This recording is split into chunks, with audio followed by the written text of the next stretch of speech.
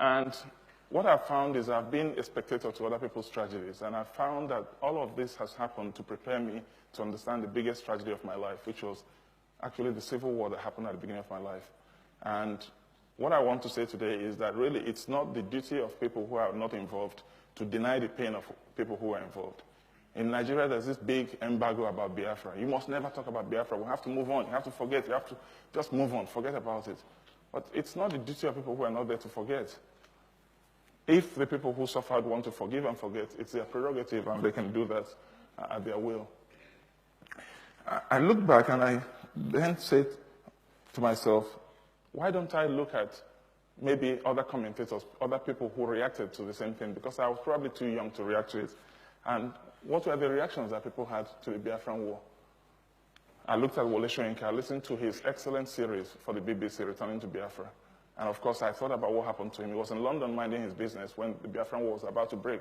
He volunteered to go in there, flew into Nigeria, went to Biafra at great risk to himself. Of course, he was arrested and jailed and almost shot many times in Biafra for his troubles. And by the time he was released with a message for the Nigerian side, he came to Nigeria. And what did they do? They arrested him and put him in jail for another 2 years and 4 months. And so when somebody like that talks about the Biafra War, I want to sit up and listen. If somebody is sitting in comfort and maybe reading about it in papers, his views might not mean as much to me as to what Wole Soyinka has to say about the war. Well, Steve Jobs, has anybody read his autobiography? Yeah, he stopped going to church because he read about the Biafra War. He said, if Christians can do that to people, why should I worship that God? I don't agree with him, but that's his view. He felt so bad about the war. Bernard Kouchner, former French foreign minister, remember him in Kosovo, digging every last bone to understand what happened in Kosovo. But where did he start? He started in Biafra. He was there as a Red Cross volunteer. He resigned from the Red Cross. He said, we can't be impartial in such a situation. He founded Médecins Sans Frontières, MSF, because of the Biafra situation. And that's what Biafra did to him. John Lennon returned his MBE to the Queen because of the Biafra War. Jimi Hendrix was playing concerts to raise money for the children in Biafra. He was raising money to feed people like me.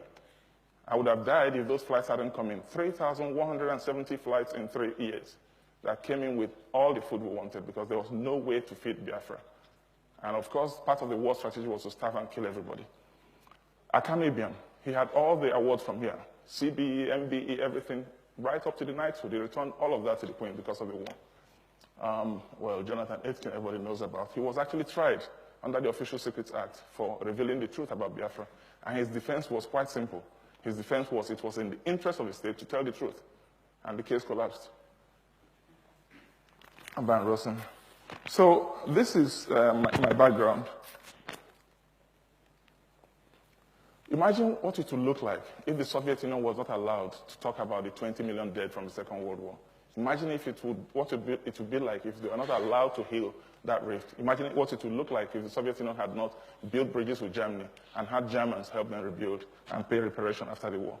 Imagine what it would be like if the UK and the Commonwealth can't talk about the Second World War or the First World War or all the wars that have been, or the current wars where people are dying. If there's no healing, then there can't be any moving forward.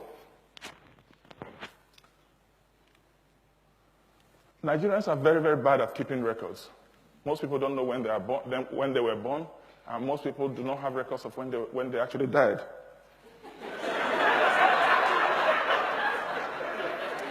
But this slide is the most serious slide of my presentation. 700 people died at 4 p.m. on the 7th of October, 1967. We have all their names. 700 people. They died looking their killers in the eye. And they had thousands of witnesses, because what had happened was the Nigerian army said they were coming into Asaba, and Asaba prepared to welcome them. And the welcoming speech was written by Obueshi Michael,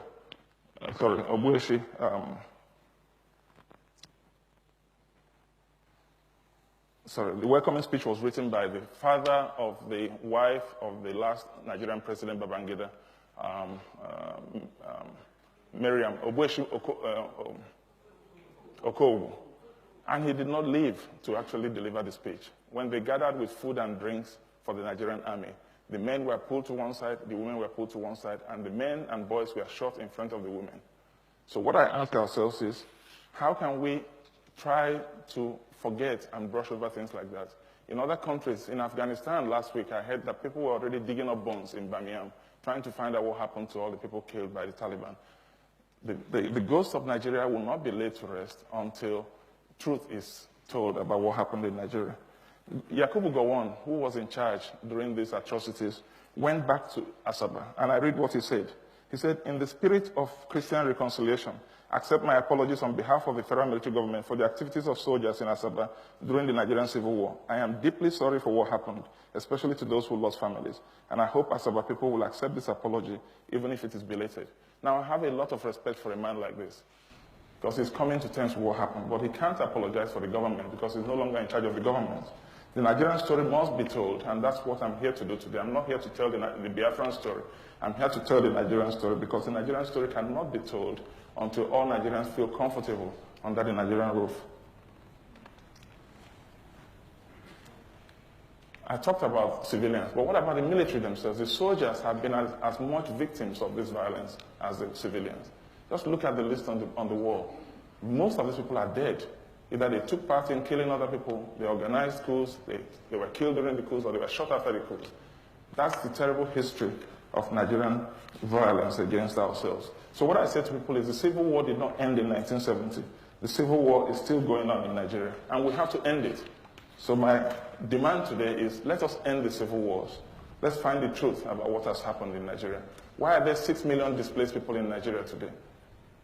I heard somebody saying Abuja is building because Abuja has to accommodate all the refugees coming from all. Abuja can't accommodate all the refugees.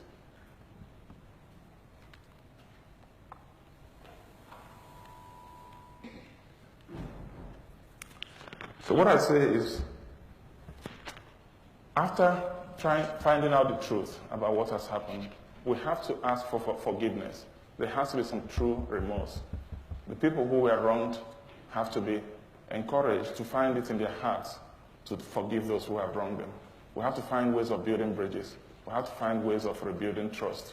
Because only when we can look at the future, look to the future with trust and with confidence, that we can really, really have any chance of being able to build a proper country.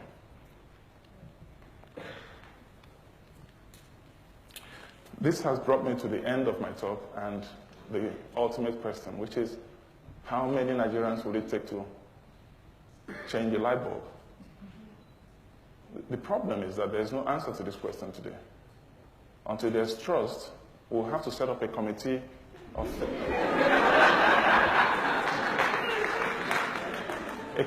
three, an Igbo man, a Hausa man, and a Yoruba man. And then the German will say, you've left us out. And then we'll set up another committee of 6. And then when we do that, we'll find out the Igbo man is not there. And the problem is, nobody trusts anybody. That's why the latest committees are made up of 600, 500 people. But it's all futile. Once we build trust amongst ourselves, once we can tell ourselves the truth, once we can rebuild the confidence, and once we can recreate that legitimacy and end the civil wars and end the killings, then we can send any Nigerian to the room to change the light bulb. Thank you.